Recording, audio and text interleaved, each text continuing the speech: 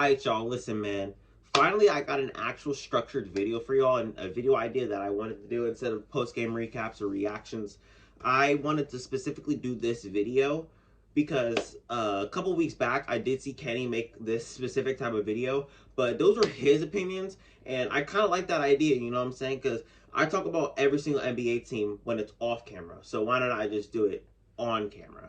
But I don't have the fucking lung capacity that Kenny has to talk about every single NBA team, and I don't have the patience for that, you know what I'm saying? So today I'm just gonna break it down into two conferences, into the Eastern and the Western Conference, and I wanted to start off with the Eastern Conference because once again it is easier. Just like I said months back, it's easier to talk about the Eastern Conference for me than the Western Conference. So I want to start right at the bottom of the fucking barrel, at the bottom of the damn conference, and I want to talk about the Pistons. Disclaimer, by the way, some of these teams are going to be really hard to talk about. Like the teams that are like doing terrible right now, they're going to be really, really hard to talk about because I don't watch them.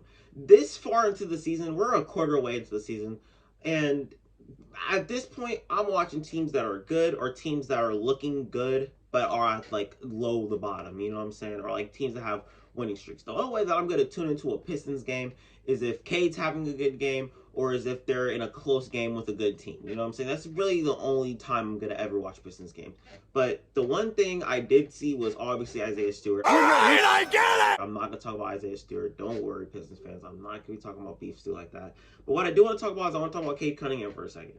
Cade has been playing amazing. I saw this stat. I want to go to it on Twitter. He was basically averaging like 20 and 6 with like good efficiency over his last two games. And to be honest, he's been very, very good for y'all. I did predict him to be Rookie of the Year because he's one of the most NBA-ready rookies that has come out of the 2021 draft. And I'll say that to my dying day. That's the reason why I picked Cade to become Rookie of the Year this season. And he's actually playing like a Rookie of the Year. He's playing like a person who can actually lead a basketball team. But the thing is that the Pistons are on a losing streak. They're on like a 5-game losing streak. But I mean, I can probably cut y'all some slack because y'all are playing some competent NBA teams. Like y'all played the Heat. I think y'all played the Warriors, and then y'all played the Lakers. They're not really a competent team, but I mean, damn, they have fucking Russ and AD. And fucking another team. I think y'all played the Clippers at one point. But y'all have been losing to some good NBA teams. So I'm kind of going to cut y'all some slack there. But the only reason why I'm not going to cut y'all some slack is because your team has been playing terrible. I saw that Warriors game. Don't worry. I saw that Warriors game. That's a game that y'all probably should have won. But either way, both teams were playing horrible. Both of y'all were playing horrible offensively. And I don't know what the hell that was. But all I know is that y'all need to pick it up. But y'all got a star in Cade Cunningham that's going to be blossoming pretty time soon. I'm not going to be really spending that much time on any of these NBA teams. Like at the bottom of the conference, like the Magic, for instance. But the Magic have one guy that I specifically want to talk about, and it's Cole Anthony, bro. Cole Anthony, he's something to watch, bro. I'm not gonna lie. I've been tuning, at the beginning of the season, I was tuning into Magic games because last season, I was very high on the Magic at the end of the season. But this season, at the beginning, I was like, you know what, I kind of want to watch the Magic games this year. Because they got guys like Franz Wagner. They got Mo Bamba, who's been playing amazing. He's been playing amazing lately. And then they got Cole Anthony. I cannot wait for Marco Fultz to come back. Hopefully they trade that nigga to some team that'll actually give him a damn chance. You know what I'm saying? Because at this point, they got Cole Anthony. They got Jalen Suggs, who's out for a very long time. And they got two guards who can play and two guards that are going to be the future of their organization. So it kind of looks like Marco Fultz is the odd man out at this point. When he does come back and he is healthy, he starts playing good, so maybe he can get some minutes, or he can get traded to a competent team that actually wants him and that can actually use him, and he can actually showcase what he's got. You know what I'm saying? I'm ready for him to, you know, come back better than ever. That's my guy, bro. That's literally one of my favorite players in the league, and I cannot wait to see him shine. Y'all are going to be surprised. As far as the Magic's record goes, we're not gonna talk about that. All right, we're not gonna talk about that. Y'all literally just lost the Rockets like a couple nights ago, bro. The Rockets, I'm gonna get to y'all in the next video. Now y'all stay tuned for that video, bro. I cannot wait to make that video because the Western Conference, they got some good shit that I want to talk about. Next team up is the Pacers. I actually was just looking at the standings this morning, and I was shocked as hell to see the Pacers this low, bro. Like 9 and 16. The thing is, listen, they have good players on their team. They got guys like Sabonis. They got guys like Miles Turner. They got Karis LeVert. They got Malcolm Brogdon. They have good guys on their team. They have good rotational pieces. But somehow, some way, they're not winning games. And why is that? Why is that? They've gone through 3 coaches within the past, like, 4 years.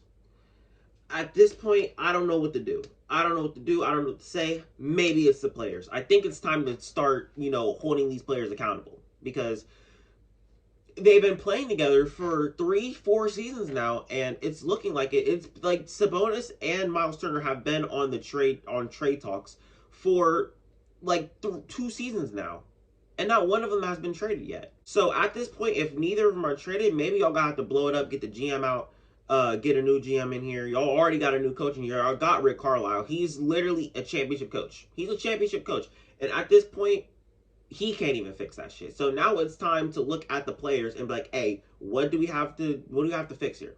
To be honest with you, because if I recall, what's the last game that they just played? Because I remember I was watching this game. They just lost to the Pacers on Friday, or they just lost to the Heat on Friday, and that was a pretty bad loss. I'm not gonna lie, it was a pretty bad loss. They got Chris Duarte. He's been playing very good for them, but the team as a whole has not been playing good. I don't understand what's going on with them.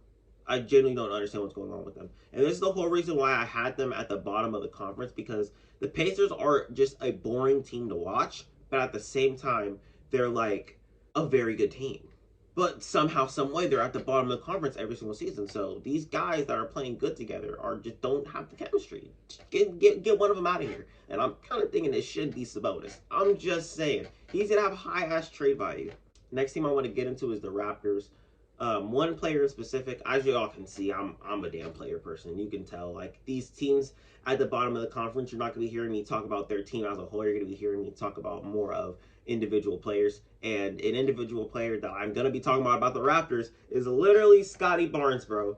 Scottie Barnes. I've been flip-flopping between, like, Davion Mitchell and Josh Giddey and Scottie Barnes all fucking season long, bro, about who's my favorite. And I'm starting to really, really think that it's Scottie Barnes. I'm not gonna lie, bro. Because him stuffing the stat sheet, he really reminds me of like Sean Marion. Not their play style, kind of their play style a little bit, but just more of them being able to stuff the stat sheet. And that is the type of player that I like. A player that can bring hustle, a player that can put points on the board, a player that's not as flashy, and a player that has good grit and defense, bro. Scottie Barnes is a very, very good player. And I heard he's from Florida. I'm not from Florida, but yeah.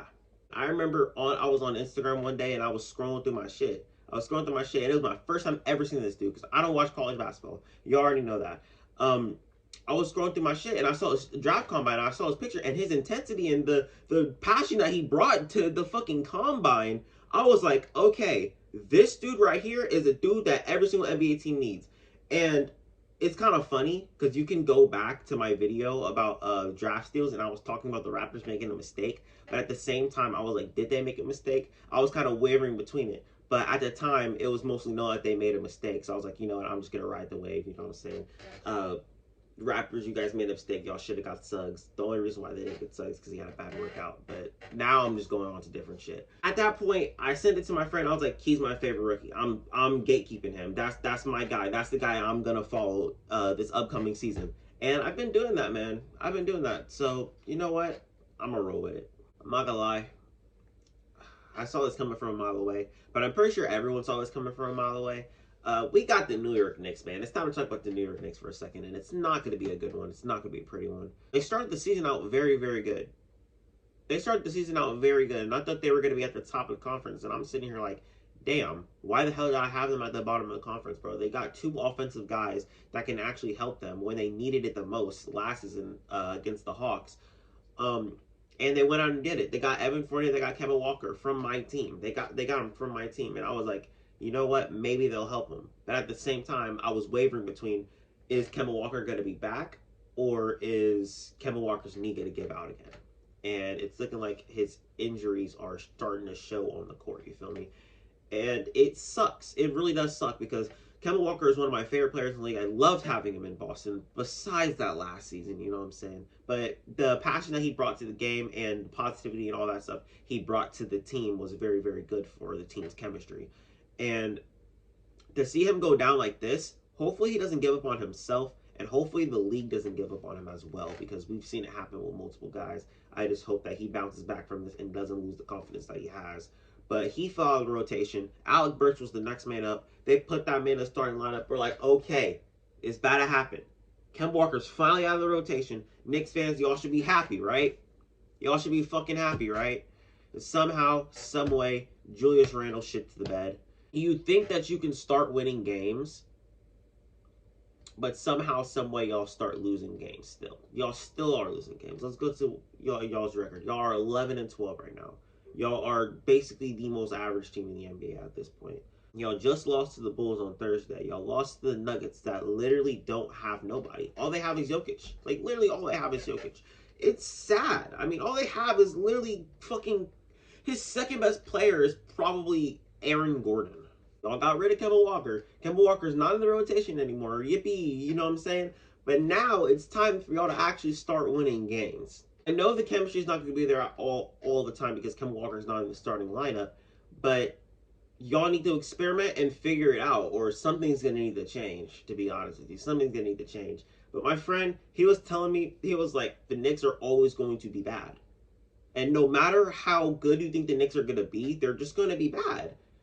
But I don't want that for the Knicks. You know what I'm saying? I want the Knicks to do good this season, but they're just not playing like it. They're not playing like a team that wants to be good, and it sucks. It really does suck. Other than that, Emmanuel Quickley's been good. He didn't play good last game, but he's been pretty good. I'm not going to lie. Obi Toppin has been good. RJ Barrett had a bad game, but he's been good remotely through the whole entire season. But I think it's time that the Knicks actually start doing something, because I'm starting to get tired of watching their games. I'm going to be honest. Next thing I want to talk about is the Hawks. Bro, y'all already know the Hawks are going up this season, bro. They had a very, very rough start to this season. I think they started like 6-9, and right now they're standing at 12-11. They just lost to the Sixers last night by a fucking nail biter. Gallinari almost made that shot. He had a very good look, and he just missed the shot, bro. That was basically them banking on winning the game or fucking losing the game. So it's whatever. But the Hawks play good defense. The Sixers play good defense. I'm going to get to them later because they've been playing pretty good defense lately. And the Hawks have been on a tear besides that loss. They have been on a tear. Trae Young has been on a tear. He's been dropping 30-point games in like the past 7 games, bro. He's been playing amazing, bro. He's been playing amazing, and no one's talking about it. Nobody's talking about it, but I think it's time that I address it and y'all actually hear it. Trae Young has been playing amazing, and I love watching the dude. He's my favorite player in the league. I love watching the dude.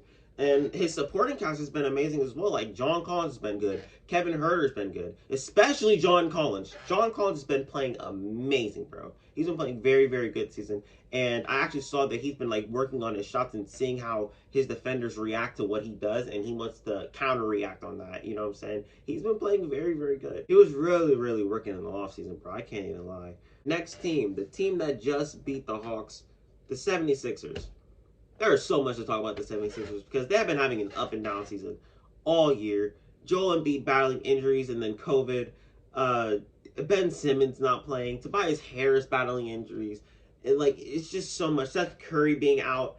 Y'all have been having an up and down rocky season, and somehow, some way, y'all are one game above 500. I don't know how y'all are doing it. That's got to be amazing coaching, amazing chemistry, amazing team play. I don't even know, man. But y'all been doing pretty good. But at the same time, y'all have been really, really bad. But I can't hold it against y'all because y'all don't have your players. I don't want to talk about the Sixers too much because I go into the Sixers a lot, bro. A lot. And at this point, I think y'all just need to do it. Just trade the man, bro. Just trade the man. But Daryl Morey being way too selfish with the guy who didn't even play good and won't even play for you. I'm just saying. Trade that nigga away for a fucking Weaver, bro. I don't even know, dude. The Hornets. Now, the Hornets, they've been playing pretty good basketball, but now it looks like they're not going to be playing good basketball. They play the Hawks tonight at 6. I'm not watching that game, to be honest. The Hawks are going to win because they don't have LaMelo, and they don't have Terry Rozier, and they don't have, oh shit, who's that other person? Turns out that third player was Mason Plumlee, man. At this point, y'all might just start losing games, but hopefully James Bouknight and Miles Bridges can take over, because at this point, it doesn't look like y'all are going to be winning any games with like your 2 core guys and your starting center. There's just nothing you can really do at that point. But y'all have been playing good. I don't want to talk too much about the Hornets as well, because I do talk about them a lot, but I'm really surprised that they're sitting at 8th and not a little bit higher, you know what I'm saying? Because the team above them has been playing very good. I'm very proud of this team that has been playing very good as of late. You know, their defense has gotten good. You know, they started off as one of the worst defenses in the league, and now all of a sudden they're like top 10 defense in the league. Yeah, that's the Boston Celtics. I mean, come on, bro. We're sitting at 7th right now. We're 13 and 11. But the thing is like, man, we've been fucked up with Jaylen Brown and his injury, bro. I really need Jaylen Brown to get back out there full time and actually do his thing, bro. Because that hamstring injury fucked him up. Rob Williams has been out. Roman Langford's been out. Al Horford was out last night. We've been having a bunch of guys being out. And our team has been very unhealthy this whole entire season. But that's the whole reason why Brad Stevens decided we need depth. Because if our guys are going to be out, we need the next man to be up. You feel me? But besides all those injuries, Jason Tatum has been on a tear. He's been playing very good these past 3 games. The past 3 games, he's averaging like 31 and 10, bro. Dude has been playing amazing. Trust me. And then we got Romeo Langford, who was out. He has been playing good. And our best player, our X Factor, our glue guy, our GOAT, the man Grant Williams, bro. He has been, oh my God, he's been very, very good. 50, 40, 90 on the season so far. The only player to actually do that this season.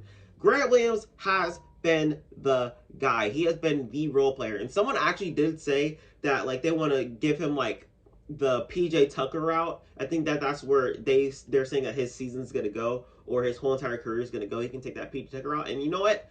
I'm all for it, because he's been playing very good defense, and he's been consistent and very, very good from every single angle this whole entire season, bro. He is in his spots when he needs to. He makes the shots that he needs to make, and he makes those timely buckets that are very, very detrimental to us winning games. And he has been by far our most consistent player this whole entire season. Al Horford has been our second most consistent player this whole entire season, besides Grant Williams. It's just, our team has been very, very good down low and very, very good in our front court, basically. I want to give some love to Marcus Smart as well. He's been playmaking the hell out of the ball. I think I said that in a different video. But he's been playmaking the hell out of the ball. And he's actually been scoring inside the paint very, very good. And inside the 3 very, very good. When he shoots 3s, he doesn't shoot that many 3s as well. And this is the exact type of Marcus Smart that I've been wanting to see this whole entire season. And for like the past 3 seasons, actually. Dennis Schroeder, yes, Dennis Schroeder, not Scrotum nigga this time, because he's been playing very good for us. The only thing that I can say with him is that when he has to be the second option on the team, it's gonna cost us something. It's gonna cost us something. It's basically like with Dennis Schroeder, it's an eye for an eye. It's an eye for an eye, and I don't understand it. But he's been playing very good. He just had 31 points as well with Tatum last game. They both played great. I can't be mad. I can't be mad at Dennis Schroeder, man. I can't be mad at the Schroeder man anymore, bro. I gotta call him by his name at this point. He's earned it. He's earned it. The next team I want to talk about, and we might be here for a while because it's basically one of my favorite teams to watch at this point of the season, is the Cleveland Cavaliers, man. I told y'all. You know what? I'm gonna just shower myself a little bit. Give me my flowers. Give me my flowers. Because I did call this at the beginning of the season, right before the season started. I feel really bad for Cavaliers fans because they know that they can't win without LeBron. But I feel like this is the best year that they actually can win some games. You know what I'm saying? I'm not saying that they're going to make the plan, and I'm not saying that they're going to be the worst team in the league. But I feel like they're going to be in the middle of that. They're just really piling on a bunch of bigs, man. And I feel like if they can figure it out, they will be a very good team this year. They also do have Ricky Rubio, who has a very high IQ, and I feel like people really overlook Ricky Rubio. I told y'all, the Cavaliers could surprise all this season. So don't be surprised when they actually start playing good, because this is the one season that they can actually say that they're playing good without LeBron. I remember I was talking to my friend, and we were talking about when's the last time the Cavaliers made a playoff appearance without LeBron, and it was back in 1998. 98. Bron wasn't even in high school. He wasn't even in high school before that shit. I think LeBron was in 7th grade. They have not made the playoffs without LeBron since he was in 7th grade. That is insane to me. And this season looks like a season to where they can actually make the playoffs without him. Y'all need to put respect on Darius Garland's name. Y'all need to put respect on Jared Allen's name. Y'all need to put respect on Evan Mobley's name. And I think that he right now is the front runner for Rookie of the Year. I know I was just talking about Cade Cunningham being the most NBA ready player, but Evan Mobley has been on a tear this season, and it looks like that he wants that Rookie of the Year award more than anything. But it also looks like he wants to win more than anything. And if those two are the two things that are on his mind, he's going to get that shit, and he's going to get to the playoffs, and he's going to actually make the Cavaliers a winning team. Finally, the Miami Heat, man. The Miami Heat have been very on and off, only because they're battling injuries right now. They've been battling a couple stuff. But Tyler Hero has been amazing. I did say sorry to him. Don't y'all get y'all panties in a bunch, bro. I gotta start talking about another nigga, bro. This man, Dougie Robinson, bro. It sucks because he literally just got his bag, too. He just got his bag. He went to work for 26 minutes and had 11 points. Your main goal is to shoot the ball. And against Cleveland, you don't put up any fucking stat. You put up no stat. We're talking about 0 rebounds, 0 points, 0 assists, 0 blocks, 1 steal, and just 0 for 7. And he played 20 minutes. He played 20 minutes. How the hell was he even on that court for 20 minutes? You're the only man who can shoot on this damn team like that. And if you're not doing that, what good are you on this team? He did have a good game against the Pacers, though. I'm not going to lie. Because, I mean, damn, it's the Pacers. They don't play defense. He had 24 points, 7 for 11. Not bad. You know what I'm saying? That's what you should be doing consistently on a daily basis. But, I mean, if you're shooting 36% from the field as their main shooter, damn, they need to do something about that. That man got his bag and literally said, fuck it, I'm playing like dog shit. Jimmy Butler's been playing amazing this season if he can stay healthy. Bam's out. That was a bad one because last night they needed Bam more than anything. They had 39 total rebounds to the Bucks 57. And the Bucks had what? They had 19 offensive rebounds to the Heat's 9. That's a problem. Let's go to the Wizards. They have like exceeded my expectations to like the fucking roof. Like this is the ceiling that I thought they were gonna be at. I did not think that they were gonna reach that shit this season though. They're standing at 14-9 right now. And a specific player that's been playing very, very good is Montrezl Harrell. Montrezl Harrell has been on a tear. This whole entire season he's been on a tear. He wants that 6th Man of the Year crown. And I'm very glad that he actually has a little bit more freedom in Washington than he did back at Los Angeles because he's been very, very good. Another player that I do want to talk about is Kyle Kuzma. I did say that this man was really about to have a breakout season, bro. I really thought he was going to have a breakout season. But the thing is, his stats from this season are damn near identical from last season. The only thing he's doing is grabbing more rebounds. He's not shooting the ball better. He has the same amount of touches.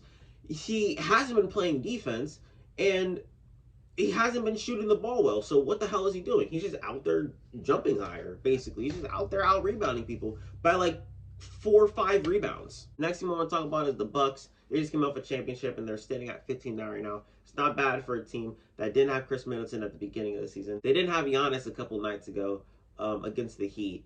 And they didn't have Chris Middleton at the beginning of the season. And I'm not going to lie, they have been really, really good. I think they just lost their first game with Drew Holiday, Chris Middleton, and Giannis all playing at the same time. They just lost their first game. And that is very good for a team that just came off a championship. They need to make that statement that their win was not a fluke and that they can actually do it for real. Bobby Portis has been amazing. Bobby Portis has been very, very good. If I can find this stat, I can't remember what specifically it was, but if I can find this stat, look at this shit.